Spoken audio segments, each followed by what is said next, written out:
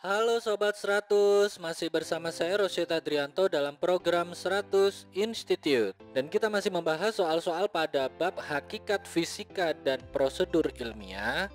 Berikut ini ada soal berhubungan dengan variabel dalam eksperimen. Simak soalnya baik-baik ya. Jadi kita langsung saja ke pertanyaannya. Pertanyaannya adalah, dalam tahap melakukan eksperimen, ada 3 jenis variabel yang perlu diperhatikan.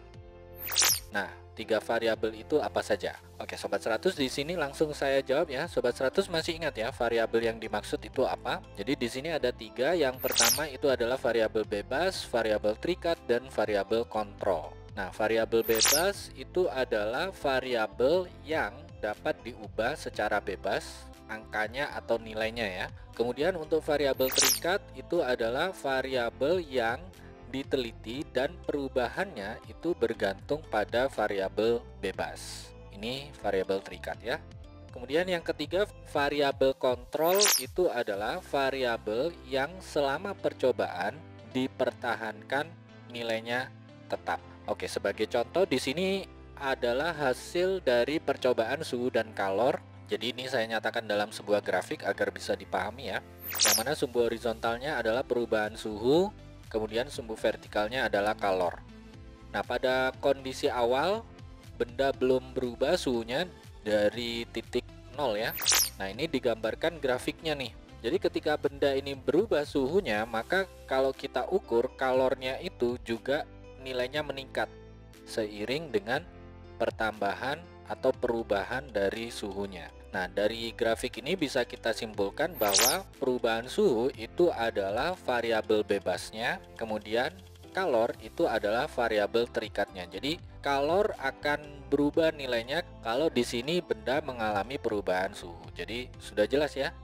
Perubahan suhu itu variabel bebasnya, kalor adalah variabel terikatnya. Kemudian variabel kontrolnya apa saja? Jadi, yang perlu dipertahankan nilainya di sini adalah yang pertama massa benda atau massa zat, kemudian kalor jenis benda atau kalor jenis zat. Yang ketiga adalah suhu ruangan saat melakukan percobaan ini dan tekanan dalam ruangan, tekanan udara ya maksudnya ya. Oke Sobat 100, sampai di sini bisa dipahami ya. Jadi saya ulangi, dalam tahap melakukan eksperimen ada 3 jenis variabel yang perlu diperhatikan, yaitu variabel bebas, terikat, dan kontrol. Ini jawabannya ya Sobat 100. Oke Sobat 100, sampai di sini bisa dipahami ya. Nah, kalau Sobat 100 sudah paham untuk video penjelasan ini, Sobat 100 bisa melihat atau mempelajari video penjelasan yang berikutnya. Lalu, untuk pertanyaan atau soal-soal berkaitan dengan mata pelajaran matematika, fisika, kimia, Mandarin atau English, Sobat 100 bisa tanyakan soalnya di aplikasi tanya jawab soal. Oke Sobat 100, selamat belajar ya.